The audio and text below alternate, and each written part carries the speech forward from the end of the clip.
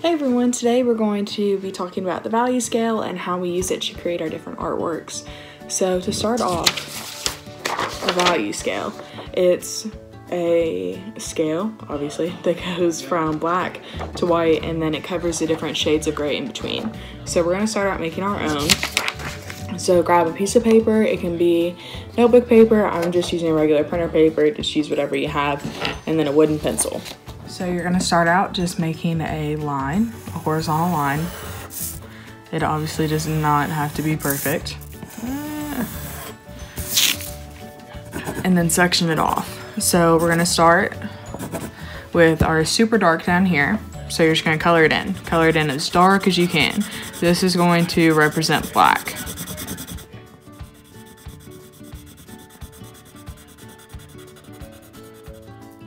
Next, we're going to go down here to the other end, and this is going to represent white, so we'll just leave it blank. Then we're going to divide a few more sections here in between, and we're going to fill it in with these different grayscales. So start out coloring it in super light, and this will be your light gray. And then a little bit darker for your middle tone, then a little bit darker.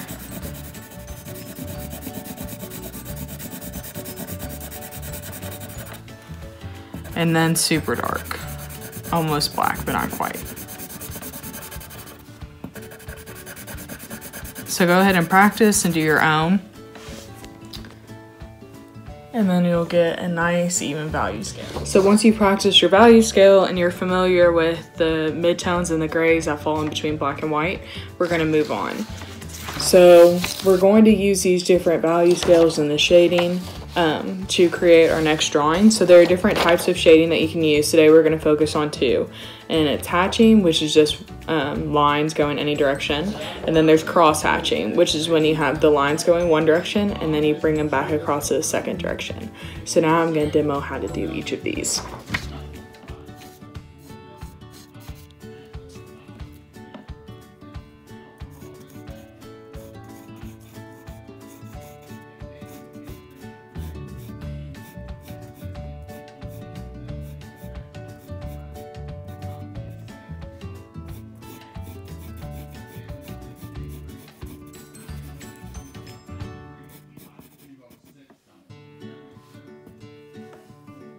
So you can see here where the lines are closer together, that creates a good even shade.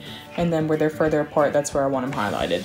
So over here in this drawing, you can see down here that I did closer hatching, which it almost makes it look like I just went through and colored it in. Whereas up here, I left the lines further apart to get a nice even highlight.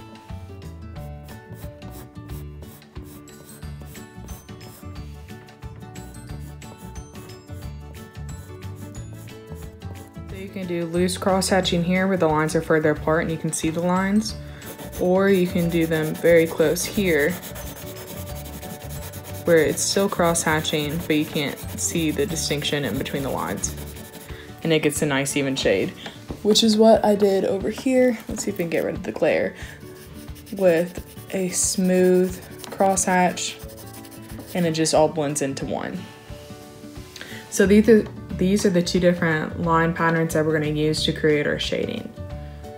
Now, smudging is an often used different type of shading where you'll add your cross hatching or your hatching, and then you take your finger and you smudge them together. This is not what we're doing today. This part, smudging is not going to be allowed. No. Big crosser, we are not going to be smudging on this drawing, okay? Everybody needs to be using the hatching or cross hatching methods to create your shadowing. And I'll show you an example of why we're not going to be smudging. So this is a drawing that I did my junior year of high school. Okay, you might think it looks good, which is fine, thank you, I appreciate that. But it's all smudged, okay? There's not really that much depth or texture or anything within the drawing. It's just kind of bland, and that's not what we want to see. We want to see a good solid composition. So this is the same example that I used last time. It's of a horse, and you can see how detailed it is, but it's all cross hatching. So all of this work within here is cross hatching, and you can see how the lines just come together to blend, and then it creates also a lot of texture and depth within the piece, and that's what we want to see. So instead of focusing on your smudging or your smearing, we're going to work on your hatching and your cross hatching to create more depth and texture within your composition. So now we're going to practice our value scales and how we create that within a piece. So you're gonna get a cup. It doesn't matter if it has writing on it. This one is a cookout cup, but we're going to put it face down on a table or a solid object, and we're going to identify the light source and where that's coming from. And that's going to determine where our shadows go. And then from there, we'll go through and we'll color it in. If I have the cup right here, the light source is coming from above, obviously, because I have the light. So it's coming from above, and then it's like on the front side of the cup. So we have this little shadow here. So if you were to draw your cup from this angle, all of this would be pretty much shadow, and then you'd have a little bit of highlight here. If you were to move it over here, your light source is coming still from above, but hitting more on the left side of the cup. So this is shadowed. And then this is going to be your dark areas and then your light areas over here. And this is the angle that we went with whenever I drew this cup. And so you can see how I used all the value scales. I've got the darkest darks and then the lightest lights over here in the shadows. And we're going to work through step by step how I created this drawing. You can either follow along in the video, or you can get your own cup and create from your own composition, but go ahead and watch the video so that way you can see how we use cross hatching and hatching to create the highlights and shadows. Also, I suggest that you use a wooden pencil because it's going to be much easier to create your seamless lines and things like that than it is going to be if you're using a mechanical pencil. But I know we're not in the art classroom, so just use what you have and have fun. It doesn't need to be perfect, just try your best. You're experimenting with the new things, so you're not going to be the best at it right away, but just have fun and keep practicing. Bye.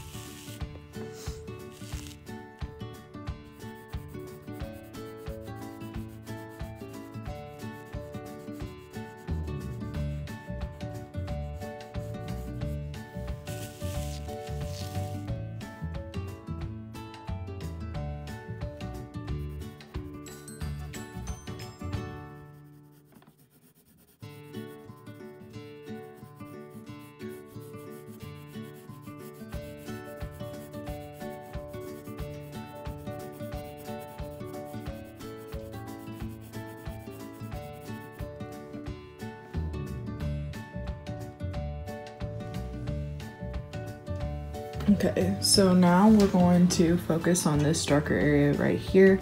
So we're going to continue with the cross hatching like we did down here. So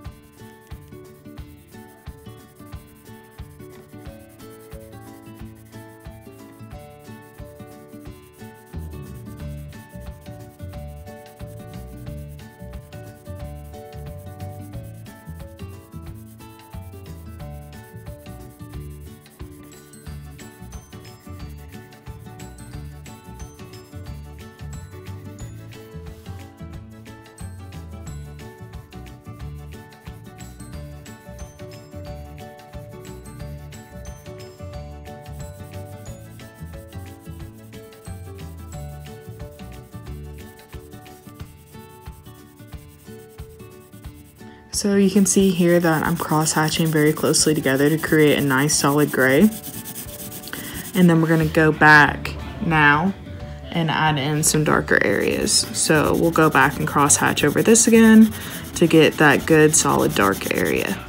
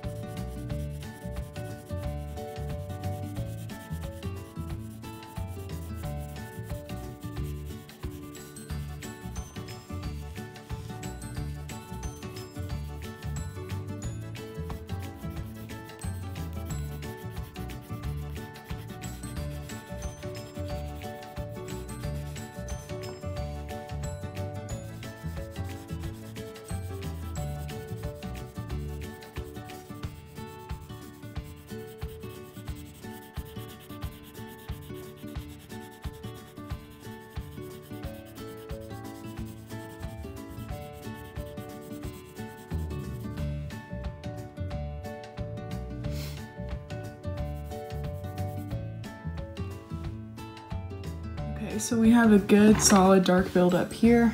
Now we're going to reference our grayscale. So we've gotten these two areas. Now we're going to fill in with the middle gray here before we transition to this highlight here.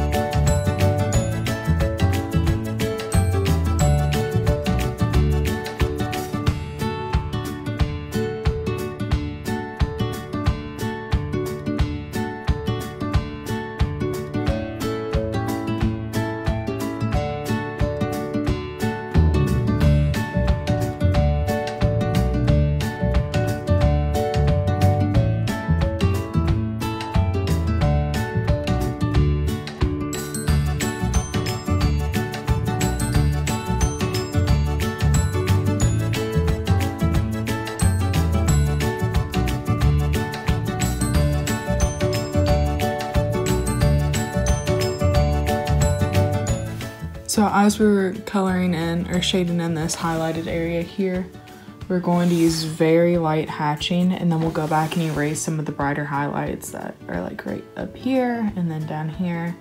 And then in this blank area here, we'll go back and erase it. So we'll get those very bright contrasted highlights.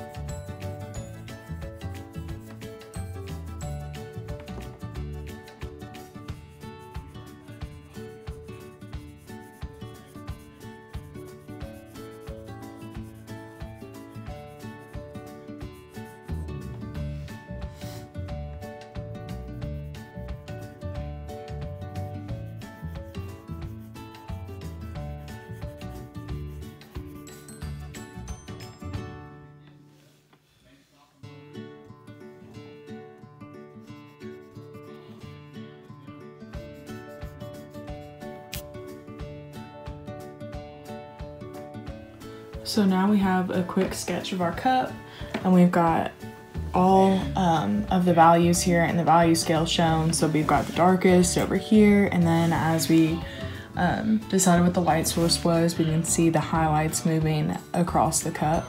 So now we're going to do the same thing with this shadow here on the ground, and you can see here how many different values there are. So we've got the darkest right here up against the base of the cup, that little ridge, and then we move out to another dark circle, and then it gets lighter as it goes out. So we're going to do the same thing here on our paper, and we're going to work this way out of the value scale. So it's going to start out super dark, and then we're going to work through all of the grays.